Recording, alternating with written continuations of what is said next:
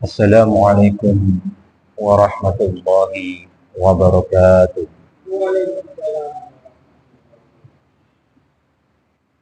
Innal hamdalillah nahmaduhu wa nasta'inuhu wa nastaghfiruh wa na'udzu billahi min shururi anfusina wa sayyiati a'malina.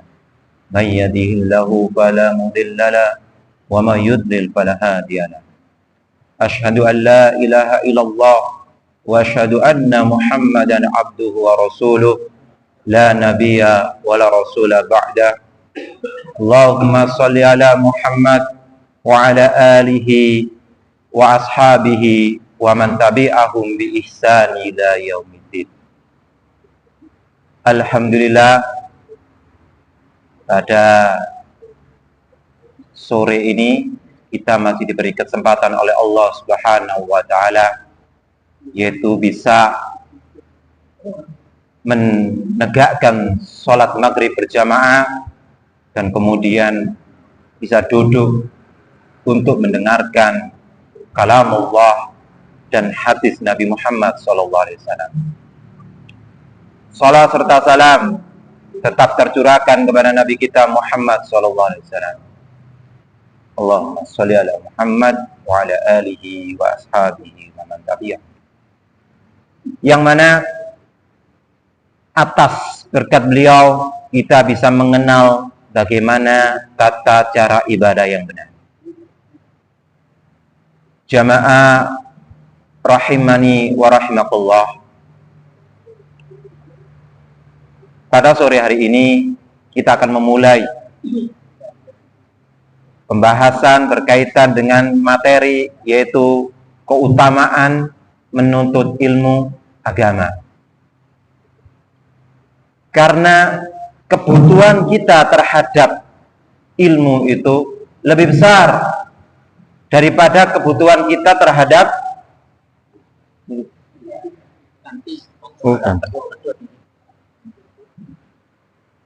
kebutuhan kita terhadap ilmu itu lebih besar daripada kebutuhan kita terhadap makanan dan minuman.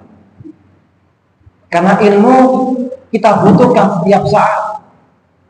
Sedangkan makanan dan minuman kita butuhkan ketika kita sudah lapar dan kita sudah haus.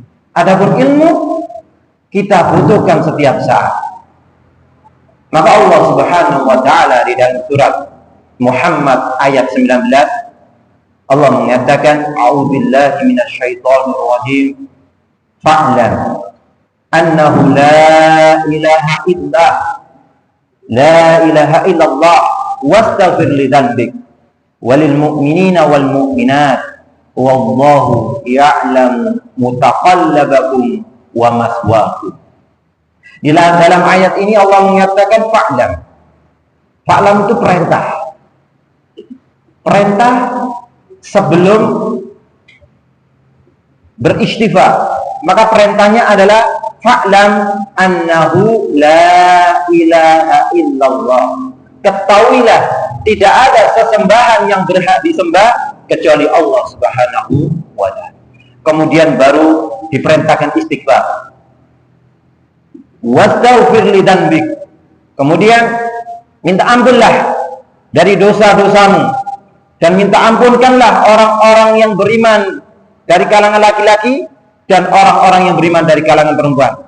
Wallahu ya'lamu mutaqallabakum wa maswaakum. Allah mengetahui tempat berusahamu dan Allah mengetahui tempat engkau tinggal. Di dalam tafsir disebutkan bahwasanya mutaqallabakum artinya juga gerak-gerik kita ketika siang hari. Allah Maha tahu.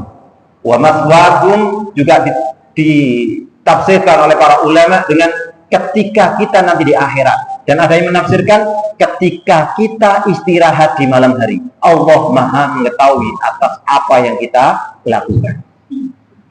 Maka di sini dijelaskan, di dalam artikel ini dijelaskan bahwasanya Allah memerintahkan di dalam surat Muhammad tadi ayat 19, fa'lam annahu la ilaha illallah. Maka dikatakan di sini, i'lam awalan summa astaghfir. Maka berilmulah dulu sebelum engkau meminta ampun. Maka berilmu sebelum beramal. Karena meminta ampun beramal. Maka berilmu dulu sebelum beramal. Al-Imam Bukhari di dalam kitabnya membuat bab khusus. Bab al-ilmu qabla qaul wal amal. Jadi babnya, hadis-hadisnya isinya adalah tentang berilmu dulu sebelum berkata dan beramal. Idan al-ilmu muqaddamun 'alal amal. Maka kalau begitu ilmu itu lebih didahulukan daripada amal. Li'annal insana rubbama ya'malu katsiran wa yakunu 'amaluhu mardudan ghairu maqbulin li'annahu ya'budullaha azza wa jalla 'ala bid'i.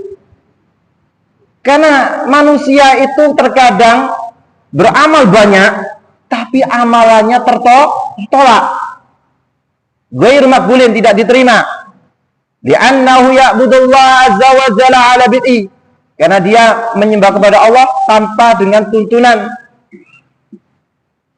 Fala budda ay yata'allama al-insanu awalan, maka manusia hendaknya belajar lebih dulu. Tsumma ya'budullaha azza wa jalla 'ala basiratin. Kemudian beribadah kepada Allah di atas ilmu. Maka di sini surat Muhammad ayat 19 ini adalah dalil supaya kita menuntut ilmu. Perintah untuk menuntut ilmu. Karena apa? Karena tadi dikatakan juga oleh Imam Ahmad, kebutuhan kita terhadap ilmu itu lebih besar daripada kebutuhan kita terhadap makanan dan minuman. Kemudian ada dalam hadis yang diriwayatkan oleh Ibnu Majah, Rasulullah SAW bersabda, "Thalabul ilmi faridatun ala kulli muslimin." Menuntut ilmu itu kewajiban atas setiap muslim. Jadi dalam syarah hadis ini bukan di sini diredaksinya muslim, jadi laki-laki saja, tapi maksudnya adalah kullu muslimin wal muslimatin. Setiap yang muslim dan yang muslimah wajib menuntut ilmu. Maka makna menuntut ilmu di sini dijelaskan di sini bahwasanya ilmu itu bermacam-macam. Makna al-hadis, ya anal ilma mafruḍa ta'allumuhu ala kulli muslim wa ilmun furudul a'yani. Yang dimaksud hadis ini, ilmu yang diwajibkan atas setiap muslim itu dan muslimatin itu adalah ilmu fardul ain. Ilmu fardul ain. Karena cabangnya ilmu itu banyak. Maka di sini yang diwajibkan makna dalam hadis ini adalah ilmu furudul a'yan. Ilmu fardu ain. Seperti apa ilmu fardu ain itu? Kama rifatillahi wahdah. Seperti ilmu mengetahui bahwasanya Allah adalah satu-satunya yang menciptakan alam semesta ini dan satu-satunya yang berhak untuk diibadahi, yaitu ilmu tauhid, ilmu akidah. La syarikallahu fi rububiyatihi wal uluhiyatihi wa asma'ihi wa sifatihi ijmala. Itu bagaimana mengesahkan Allah di dalam rububiyah, uluhiyah dan asma wa sifat. Wa ma'rifatu nabiyyah, dan juga mengenal nabinya. Maka wajib kita ini di rumah kita itu adanya kitab sirah. Adanya kitab sirah. Kita mengetahuinya, paling enggak itu nasabnya. Nasab peristiwa-peristiwa Nabi itu kita mengetahui. Keluarga Nabi mengetahui.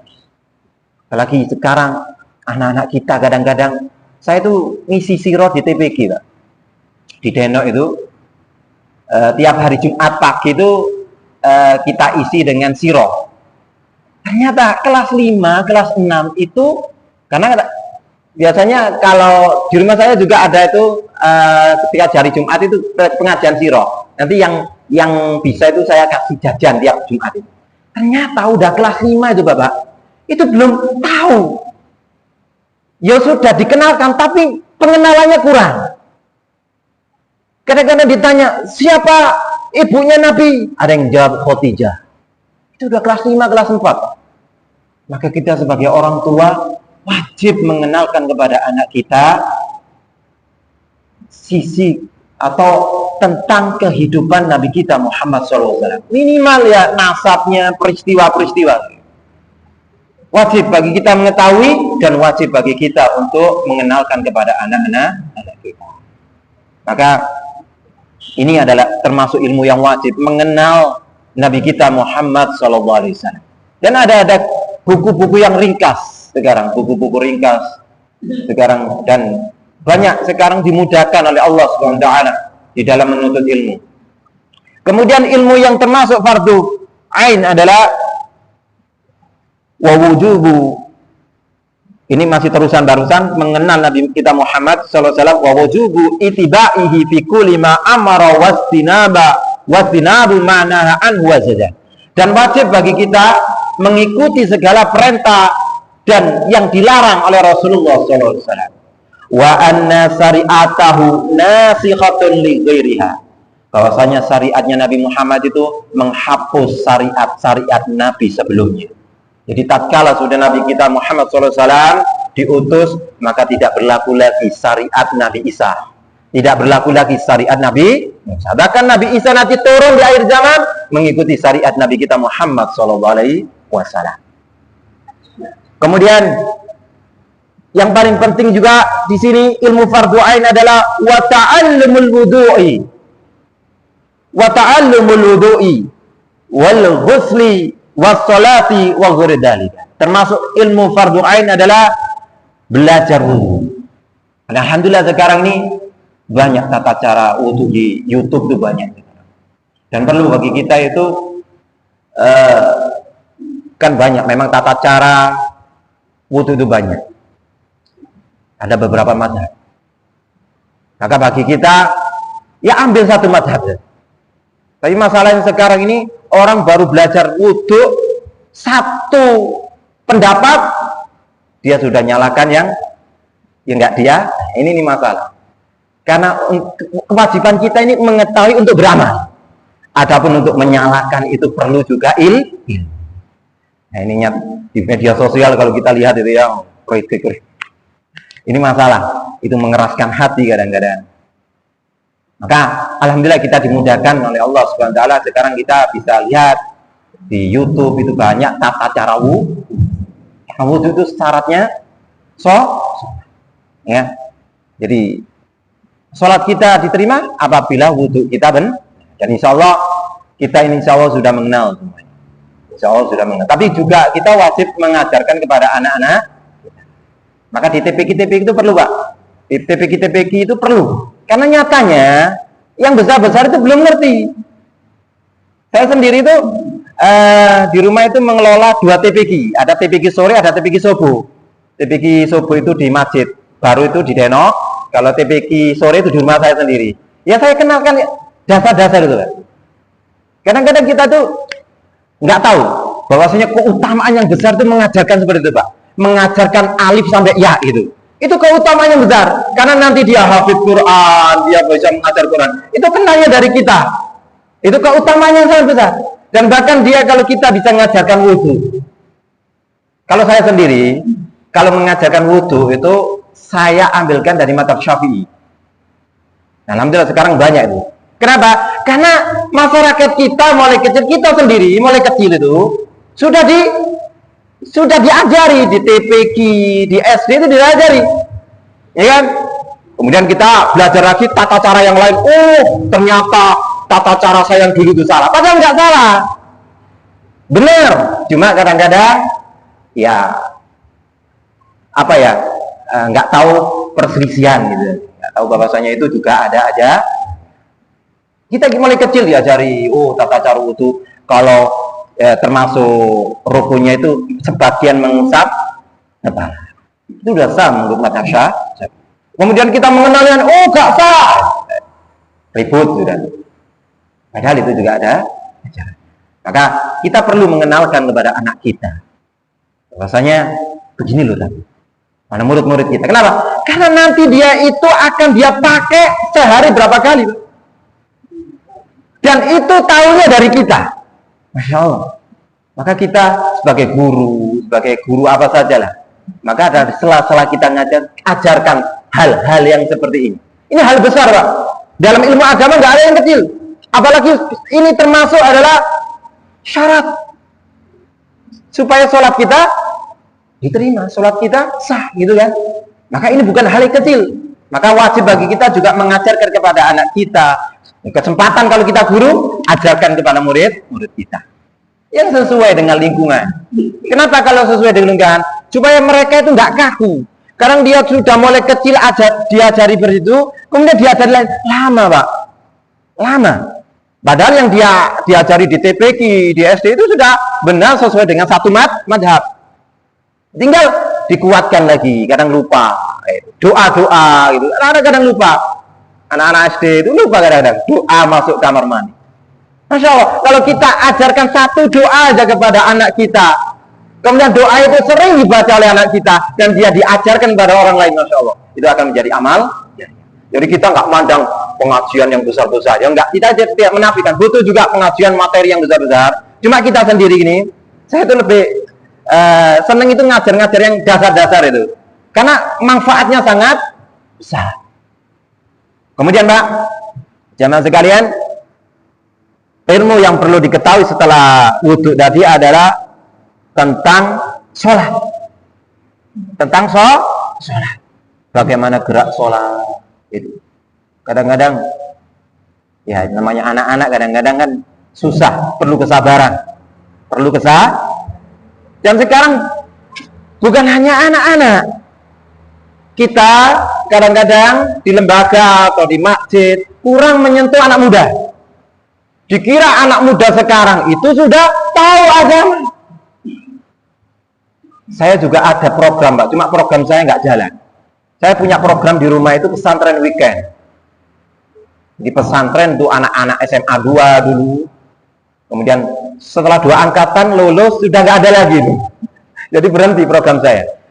Anak-anak yang sudah SMA, Pak, kadang nggak ngerti itu. Apa rukunnya wudhu, apa syaratnya wudhu, nggak ngerti. Maka perlu, apalagi di masjid itu perlu ada menyentuh anak muda. Di Bandung ada gerakan namanya Masjid Sejuta Anak Muda. Anak muda diperdayakan di situ. Anak muda yang megang IT, media sosial. Kemudian anak muda diberi dasar-dasar ilmu dasar. Karena kebaikan anak muda walaupun sudah pinter ilmu dunianya, tapi ilmu dasar-dasar agama nggak ngerti. Siapa yang salah? Kita yang salah. Orang yang tahu nggak mau mengajarkan yang salah. Orang yang memegang mungkin di suatu lembaga tidak memberikan ruang bagi anak muda. Maka bagaimana anak muda itu senang ke masjid? Itu saya mengikuti media sosial itu, medianya itu pemuda, Masjid Sejuta Pemuda. Masya Allah. Jadi banyak anak muda masih belum bisa Al-Fatihah secara benar. Siapa yang salah? Karena kita yang salah. Kita nggak mau mengajari mereka. Karena kita nggak memberi ruang bagi mereka. Jadi seakan-akan mereka itu nggak cocok gitu. Maka perlu, Pak, kita ini di lembaga, di masjid perlu memberikan peran bagi anak muda supaya mereka, kalau bahasa kita diorangkan gitu ya, memegang suatu kegiatan di masjid. Sekarang zaman saya dulu masih kecil itu ada namanya remas itu di desa-desa itu. Kadang sampai nginep di masjid, Pak. Zaman saya itu kadang sampai nginep di masjid, apalagi Ramadan itu. Aktivitas di masjid. Sekarang di mana anak muda sekarang? Saat ini kita di masjid ini mana anak-anak muda? Maghrib sekarang di mana, Pak, anak-anak muda sekarang? Kita sebagai orang tua tahu nggak orang anak kita ada di mana sekarang? Sedang apa anak kita, Pak? Maka tanggung jawab kita. Tanggung jawab kita. Mungkin anak kita sekarang ada di kafe. Loh, kenapa kok lebih suka di kafe? Di masjid gak cocok. Maka perlu bagaimana anak muda bisa enjoy.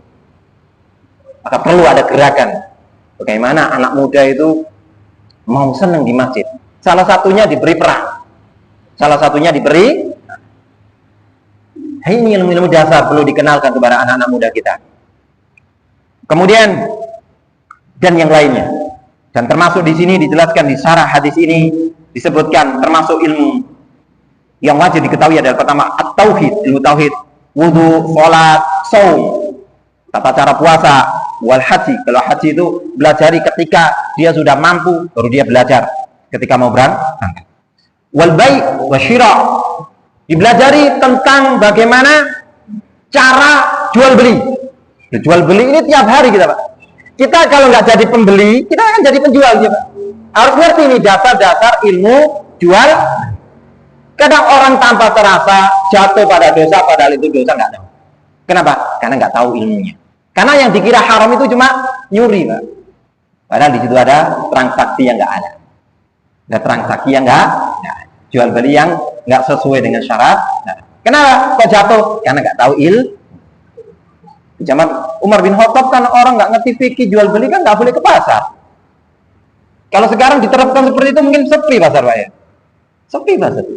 Maka ilmu jual beli ini juga, apalagi dengan adanya jual beli online, penting kita mengetahui. Kemudian juga ilmu di sini fa innahu fardu ain la yahmiluhu ahadun an ahadin. Maka ilmu seperti ini ilmu yang setiap individu, setiap orang Islam, setiap muslim muslimah wajib mengetahuinya. Wajib mengetahui. Kemudian ada ilmu namanya ammal furudul kifayati kataksil mayyiti wassalati alaihi wa ghairi dzalika fala yajibu ala kulli muslim. Adapun ilmu berkaitan dengan memandikan mayit dan menyolakan mayit dan selainnya itu bukan wajib setiap ini. Jadi ini fardu kifayah. Wa kada min istiqlali bi syai'i katijarati. Dan tadi itu juga masalah jual beli. Jual beli. Ini juga fardun alaihi. Ini termasuk kewajiban karena kita tidak terlepas dari namanya jual beli. Kemudian sekarang kita masuk ke keutamaan menuntut ilmu. Masya Allah. Kita hari ini, sore ini dimudahkan oleh Allah untuk bisa duduk mendengarkan firman Allah, mendengarkan hadis Nabi Muhammad SAW. Ini keutamaan yang luar. Makanya kenapa saya karena jadwalnya 1 bulan, ya, Pak. Kenapa saya pilih materi ini? Karena supaya di materi-materi lain semangat, Pak. Materi-materi lain tentang agama semangat. Banyak karena keutamaan menuntut ilmu itu sangat luar. Maka kita sekarang akan baca tentang keutamaan menuntut. Yang pertama, keutamaan menuntut ilmu adalah yakfi syarafat li ahli ilmi anna Allah azza wa jalla istashhadahu ala ma syahida bihi huwa tabarakallahu ta'ala qala azza wa jalla. Maka cukuplah kemuliaan bagi orang yang menuntut ilmu agama. Maksudnya ini adalah ilmu agama. Bahwasanya Allah mempersaksikan mereka. Sebagaimana firman Allah di dalam surat Ali Imran ayat 18, Allah mengatakan syahidallahu annahu la ilaha illallah. Syahidallahu annahu la ilaha illallah. Wal malaikatu wa ulul ilmi syahidallahu annahu la ilaha illahu. Allah mempersaksikan bahwasanya Allah itu tidak ada sesembahan yang berhak disembah kecuali Allah. Dan juga para malaikat mempersaksikan seperti itu, tidak ada sesembahan yang berhak disembah kecuali Allah. Dan begitu juga ulul ilmi. Begitu juga orang-orang yang memiliki ilmu, orang-orang yang menuntut ilmu mempersaksikan bahwasanya tidak ada sesembahan yang berhak disembah kecuali Allah. Maka di sini dikatakan al malaikatu syahidu wa ulul ilmi aidan syahidu. Para malaikat juga mempersaksikan seperti itu, yaitu meyakini bahwasanya tidak ada sesembahan yang berhak disembah kecuali Allah. dan begitu juga orang yang berilmu. Orang berilmu di sini juga menyaksikan bahwasanya tidak ada sesembahan yang berhak disembah kecuali Allah Subhanahu wa Ta'ala. Di sini poin yang pertama. Kemudian yang kedua, bahwasanya para ulama itu adalah pewaris para nabi. Al-ulama'u hum warasatul anbiya. Para ulama itu adalah pewaris para nabi yang meneruskan estafet para nabi untuk menyampaikan ilmu. Kalau Nabi SAW, Nabi di dalam potongan hadis ini, hadisnya panjang hadisnya, cuma ini di akhir hadis dikatakan wa innal ulama'a warasatul anbiya, innal anbiya'a lam yarisu dinaran wala dirhaman, innama warasul ilma, faman akhadahu akhada bihaddin wafirin. Sesungguhnya ulama itu adalah pewaris para nabi, dan sesungguhnya para nabi itu tidak mewariskan dinar, harta, wala dirham, dan juga tidak mewariskan dirham. Innama warasul ilma. Sesungguhnya para nabi itu mewariskan ilmu. Faman akhadahu akhadha bihadin wafirin. Barang siapa yang mengambil warisan itu, maka dia telah mengambil bagian yang sangat banyak. Maka kita saat ini duduk di sini sedang mengambil warisan, karena ilmu itu adalah warisan dan keutamaannya sangat besar. Ini yang kedua. Kemudian yang ketiga, al-ilmu nurun. Ilmu itu cahaya. Yahdillahu bihi man yasha fi hadhihi dunya. Allah memberikan petunjuk bagi siapa saja yang dikehendaki. Maka Allah berfirman di dalam surat Ar-Ra'd ayat 19, Allah mengatakan, afaman ya'lamu annama unzila ilaika mir rabbikal haqqa kaman huwa a'ma. Apakah mereka mengetahui sesungguhnya telah diturunkan kepada kamu dari Rabbmu tentang kebenaran, sebagaimana orang yang tahu itu seperti orang yang tuli? Tidak. Karena orang yang enggak tahu, orang yang berilmu dengan orang yang enggak berilmu itu enggak sah. La yastawi alladzina ya'lamuna walladzina la ya'lamun. Enggak sama. Orang yang berilmu dan orang yang berilmu enggak sama. Maka di sini dikatakan berkaitan dengan ilmu tadi, apa tadi ada yang kelewatan? Berkaitan poin yang kedua tadi ada yang kelewatan. Al-anbiya'u lam yatruku lana malan au jawahiran. Sesungguhnya para nabi tidak meninggalkan kepada kita harta dan perhiasan, au zahaban atau emas, au fiddatan atau perak. Wa innama taraku lana al-ilma. Tetapi para nabi itu meninggalkan kepada kita adalah ilmu. Alladzi indahul ilmu qad akhadha awfar hadud. Siapa yang mengambil ilmu, dia telah mengambil bagian yang banyak. Fala syai'a fid dunya asrafu minal ilmi. Maka di dunia ini tidak ada yang mulia di dalam dunia ini daripada ilmu. Lidzalika amara Allah azza wa jalla nabiyahu ayyastazidahu minal ilmi. Maka di dunia ini tidak ada yang lebih berharga daripada ilmu agama. Karena di dalam firman Allah di dalam surat Thaha ayat 114, Allah memerintahkan Nabi kita Muhammad SAW untuk meminta tambahan ilmu. Dikatakan di dalam surat Thaha, Allah mengatakan, wa qul rabbi zidni ilma. Maka katakanlah, ya, rabbi zidni ilma. Hai Rabbu, tambahkanlah ilmu. Maka di sini tidak ada yang lebih berharga di dunia ini kecuali ilmu agama.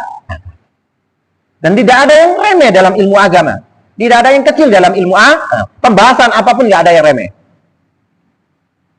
Qala ulama, maka berkaitan dengan ayat ini, kalau ulama berkata, "Lau kana bi syai'in asrafu min ilmi." Seandainya di dunia ini ada sesuatu yang lebih berharga daripada ilmu, la amarallahu nabiyahu ayyastazida minhu. Maka Allah pasti memerintahkan nabinya, rasulnya untuk meminta kepada Allah bertambah yang lainnya, bukan ilmu. Tapi di ayat ini Allah memerintahkan nabinya untuk ditambahkan ilmu. Maka tidak ada sesuatu yang berharga di dunia kecuali ilmu. Kemudian kita nyambung lagi di materi yang ketiga, keutamaan menuntut ilmu ketiga. Jadi di dalam bahwasanya ilmu itu cahaya. Allah memberikan petunjuk bagi siapa yang dikehendakinya. Allah berfirman di dalam surah Ar-Ra'd tadi, maka di sini disebutkan penjelasannya, an-nasu fid dunya silfani. Maka di dunia ini ada dua macam manusia. Ada dua macam manusia. Imma sahsun ladai ilmun wa nurun yahdi bihi.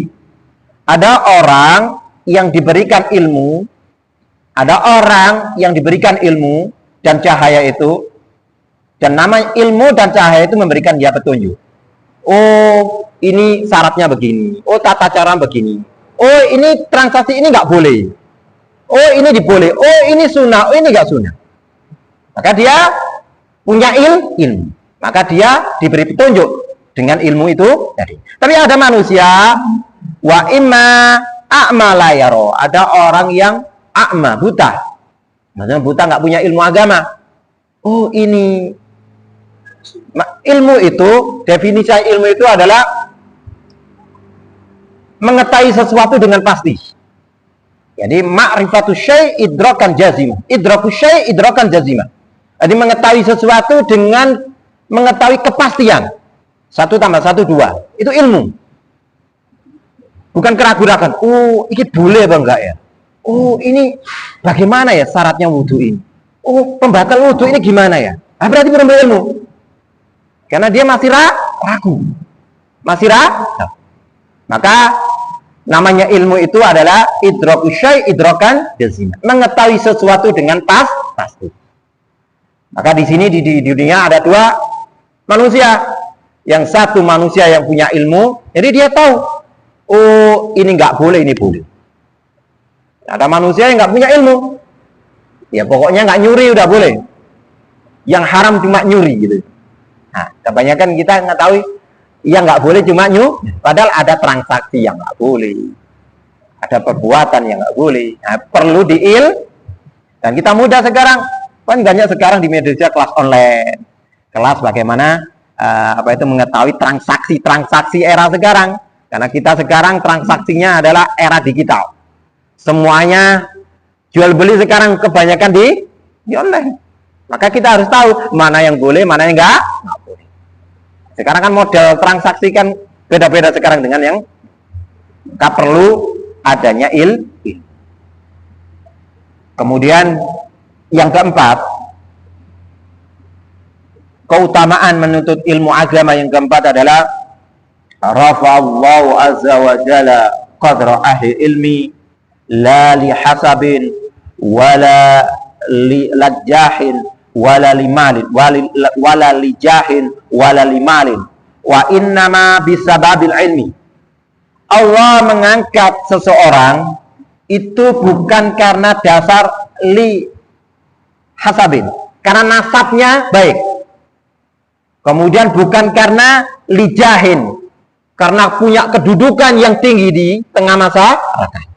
Atau bukan karena limalin, karena memiliki harta yang banyak, bukan. Tetapi Allah mengangkat derajat seseorang itu bisababil ilmi, karena dia mempunyai ilmu. Allah berfirman di dalam surat Al-Mujadalah. Allah mengatakan, yarfa'illahu alladhina amanu minkum walladhina utul ilma darajat. Allah mengangkat derajat orang-orang yang beriman dan orang-orang yang memiliki ilmu, beberapa derajat. Maka di sini orang yang menuntut ilmu diangkat derajatnya oleh Allah Subhanahu wa ta'ala. Kemudian ada hadis yang panjang keutamaan tentang menuntut ilmu. Dari sahabat Abu Darda, dia mendengar Rasulullah SAW, sami'tu Rasulullah SAW yaqul, man salaka tariqan yabtaghi fi ilman sahalallahu lahu tariqan ilal jannah. Ini hadis insya Allah kita semuanya hafal. Kita hidup di dunia ini untuk apa, Pak? Kita hidup di dunia ini agar kita nanti masuk surga. Sekarang kita diberi kabar oleh Rasulullah. Di dalam hadis ini kita diberi kabar bahwasanya man salaka tariqan, siapa yang menapaki jalan, yabtaghi bihi ilman, atau di riwayatnya ya, pakai yaltamisu, siapa yang menapaki jalan atau berpergian, tujuannya adalah untuk mendapatkan ilmu, tujuannya adalah untuk menuntut ilmu. Apa janji dari Rasulullah SAW? Sahhalallahu lahu tariqan ilal jannah. Masya Allah. Janji dari Nabi kita Muhammad SAW, siapa yang menapaki jalan untuk menuntut ilmu agama, maka kata Rasulullah SAW, sahhalallahu bihi atau lahu tariqan ilal jannah, maka akan dimudahkan masuk surga. Masya Allah. Ini cukup, hadis ini cukup buat motivasi bagi kita untuk selantiasa untuk nuntut. Kemudian penjelasan dari ulama bagaimana tentang hadis ini. Masya Allah, Pak, luar biasa keutamaannya. Wasulukut tariqil maksud bihi at-tariqul hissi. Yang pertama, ini ada dua makna. Menuntut ilmu, pergi menuntut ilmu ada dua makna. Yang pertama memang dengan hissi, dengan keluar dari rumah. Jadi keluar dari jenengan, dari rumah, pergi ke masjid. Ini perjalanan untuk menuntut ilmu. Itu yang pertama. Memang dengan langkah berpergi dari rumah ke tempat ilmu. Yasiru alail insan at-tariqul hissi alladhi taqra'uhu aqdam, yang mana melangkahkan kaki dengan hissi. Wa yasiru fil insan, manusia berjalan supaya likai yata'allama, supaya belajar ilmu agama. Wa yadhabu ila makanil ilmi, berangkat dari rumah untuk menuntut ilmu. Maka di sini dijelaskan, Jabir bin Abdillah radhiyallahu anhu, seorang sahabat. Jabir bin Abdillah seorang sahabat. Ahadu sahabat Nabi sallallahu alaihi wasallam, salah satu sahabat Nabi dari kaum Ansor. Safara sahran kamilan fi talabi hadisin wahid. Sahabat Jabir itu safar, Pak, selama 1 bulan. Cuma untuk mengambil satu hadis. Cuma untuk mendapatkan satu hadis itu membutuhkan waktu 1 bulan. Masya Allah. Para sahabat. Qata'a masirata syahrin dailin wa naharin. Jadi memerlukan waktu sebulan penuh, siang hari, malam hari, perjalanan untuk menuntut ilmu. Walailun wa naharun ala dawab, siang hari di atas dawab, kendaraan, kalau dulu onta, kuda.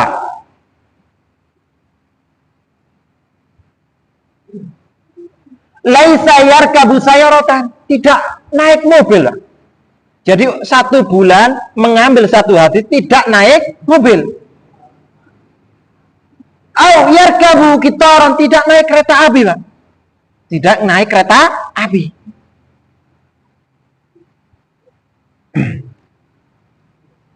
Innama yarkabu dabatan yasiru fatratan wa yastarihu fatratan, mengendarai hewan yang melata. Salah satunya adalah kuda atau onta. Jadi perjalanannya dikit demi sedikit sampai membutuhkan waktu 1 bulan. Hatta wasala ila makanin, sampai nyampe ke suatu tempat ya khudu minhu hadisan wahidan. Jadi perjalanan 1 bulan penuh itu nyampe di situ cuma mengambil 1 hadis. Cuma mengambil 1. Barusan kita sudah membacakan berapa hadis. Kita nggak perlu membutuhkan waktu, maka kemudahan kita akan dimintai pertanggungjawaban oleh Allah Subhanahu.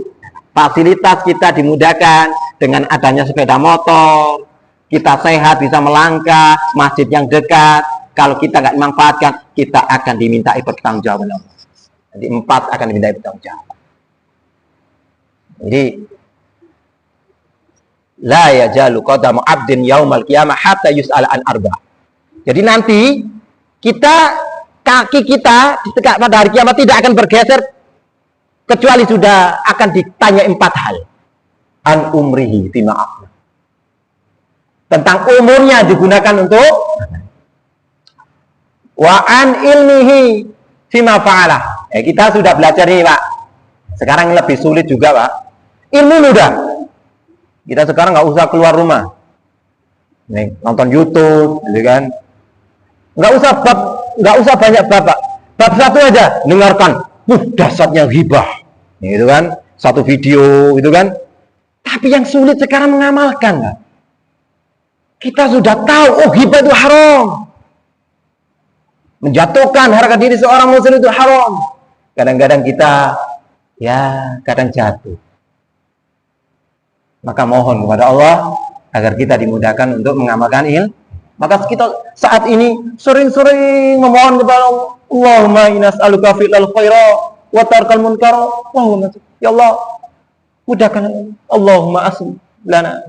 Doa-doa seperti itu, Pak, supaya sekarang ilmu itu mudah, Pak. Amalkan susah. Bahas tentang sedekah, kadang-kadang kita masih berat. Enggak habis nanti. Insya Allah kita lanjutkan di kemana kan? Semoga dimudahkan. Semoga langkah kita dari rumah terhitung, diberikan pahala oleh Allah Subhanahu wa taala. Dan semoga niat kita di dalam menuntut ilmu ini dimudahkan oleh Allah untuk masuk surga Allah Subhanahu wa taala.